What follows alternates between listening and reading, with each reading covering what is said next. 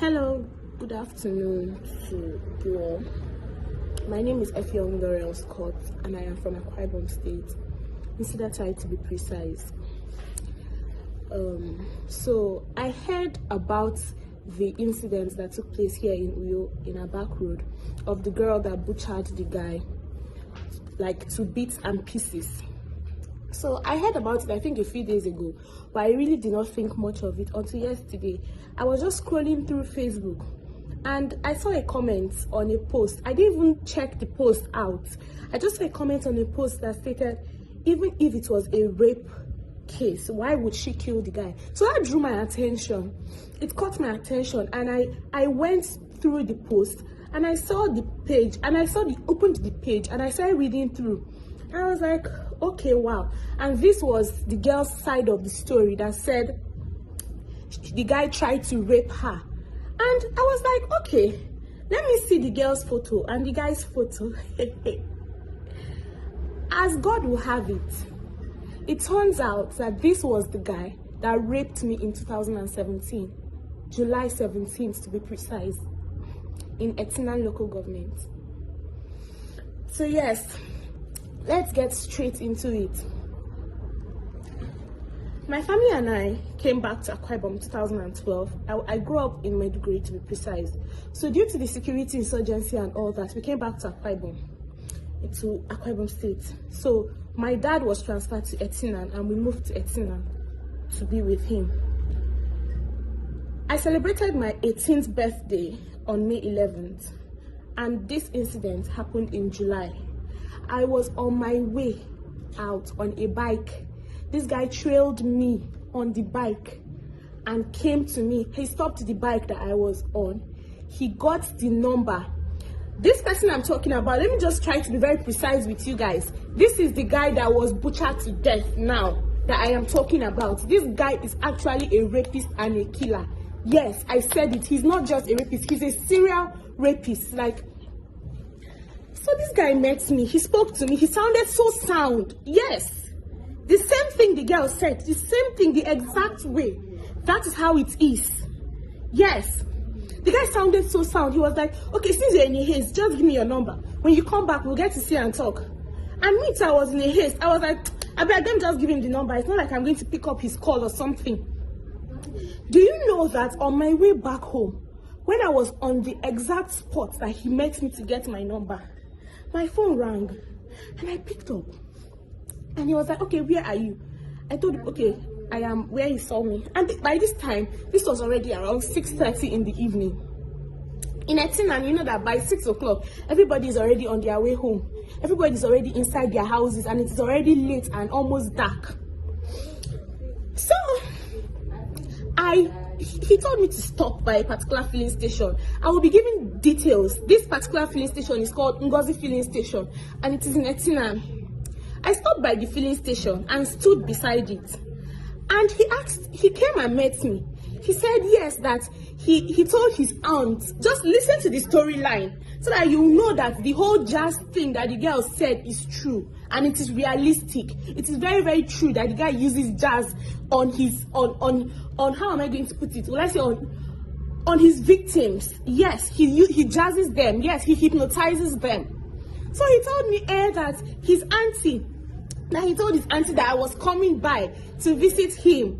And I was like, I think maybe I was still having some sense in me at that time. And I was like, no, I cannot come to your house. I just met you. What am I coming to do in your house exactly? How did you tell your auntie that? So this guy kept on convincing me. We stood on that same spot. He convinced me and convinced me. So at the time I was like, okay, let me just waste my own time. Let me go with this guy. The road he entered, I said, taking me through, was a bush track. Yes, this road was a bush track. He took me through that road. In my mind, I was like, what are we doing here exactly? By the time we got into the compound, into the house was like a deserted place. So I got into the house and the moment I saw it, I was like, no, I can't stay here. So I got up, I told him, oh, I'm going, don't worry, maybe I'll come back another time. I reached for the door. Lo and behold, the door was locked. As I turned my back to ask him to open the door, this guy got a machete. He got a machete and a pen knife. And he told me, in that girl's exact words, that he will rape me and kill me and nobody will know about it. And nobody will do anything about it. Yes, those were his exact words to me too. No single thing changed. No single thing changed through time. I begged as an 18-year-old. I begged, I cried. What didn't I do that day? I begged him. I was literally crying. Fine, he still had his way with me. He had his way with me, not once, twice, to be precise. I got back home that night around 11 p.m. I got back home, I snuck into the house. I had my bath. I cried my eyes. I cried for days. Well, if you know me, you know that I left Etinan just a few weeks after that event. I left Etinan because of the series of events. The only person I was able to tell about this thing then was my elder sister. And I told her about it. Turns out he got to know that my elder sister knew about it. And he started threatening her from that time. And this guy's name is Akwa Ibom. That is his name. Quote me. I am the one, Laurel, that is saying it. That is his name. This guy's name is Akwa Ibom. He's not, I can vouch on it. I can vouch on my life that it was not that girl did not just want to murder him. Now, let me tell you guys something. When this event took place that night, when he turned his back, I saw an iron, a metallic thing. I held it in my hand, but I didn't have the mind to hit this guy with it. He now turned, he saw me with it, he was like, do you want to hit me? Oh yeah, go ahead, hit me. But I didn't have the mind to do it. But as God will have it, he met his match. He met his Waterloo. There's what my mother always says. She said, it is that thing that is sweeting you. That is what is going to kill you. And trust me, that is what killed him. See, if you've had an experience with that guy, if that guy has had anything to do with you that was not based on consent in the past, see, this is the right time to talk and speak up. Yes, this is the right time to talk and speak up, because I know our own Akwa Ibom state government, this thing in the long run, that girl she will go to jail, because they will not think it is. We all know our very Nigerian government. We know our policies. There is nothing like self-defense to us. Yes, nobody will take it as self-defense, and I'm so excited. I'm so excited that yes, it took 4 years before this thing.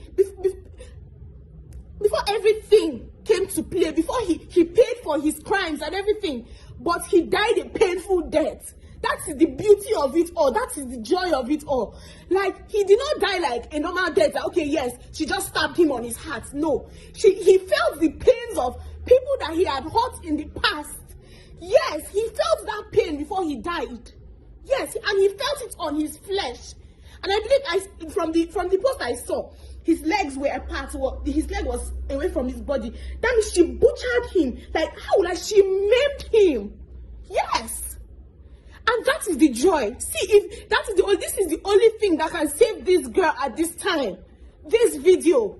If you've had any experience with this guy before, if this guy has done anything to you, any form of rape to you, if you've had this experience with this guy before, with this said Akwa Ibom, please speak up. Speak up. Yes, it was self-defense. If I had the mind to do what she did years ago, I would have done it 10 times over. Yes, because rape is not something to be joked with. It has messed with me. That particular incident that lasted for a few hours, it has messed with me. It has messed with me. I'm not his first victim, and I'm very sure I was not the last. And he definitely met his Waterloo. Yes, so if you've gone through this before, if you've had this experience with this guy, please speak up. Please, kindly speak up. Thank you.